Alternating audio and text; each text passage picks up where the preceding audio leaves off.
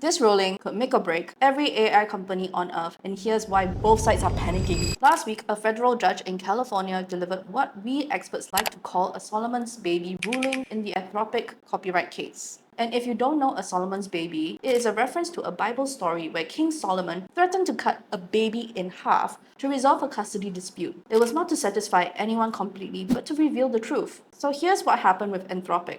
A group of authors sued Anthropic, claiming the company illegally used their copyrighted books to train Claude AI without permission or payment. The authors argued that this was a straight-up copyright infringement, that Anthropic had essentially stolen their life's work to build a billion-dollar AI system. Anthropic argued their use was fair use, that training AI models on books is transformative, not just copying. They claimed they weren't reproducing the books, but using them to teach their AI how language works, which creates something entirely new. But it got messy for Anthropic because evidence showed they had used pirated books, not legitimately purchased copies, in their training datasets. In fact, Anthropic had at least 7 million pirated copies of books in their central library. The judge made two seemingly contradictory findings. Thus, the victory for AI. The court ruled that AI training is transformative, meaning it's not just copying books but creating something fundamentally new. This is huge because it suggests AI companies aren't just digital pirates stealing content. This could set precedent for other AI companies. OpenAI, Meta, Midjourney.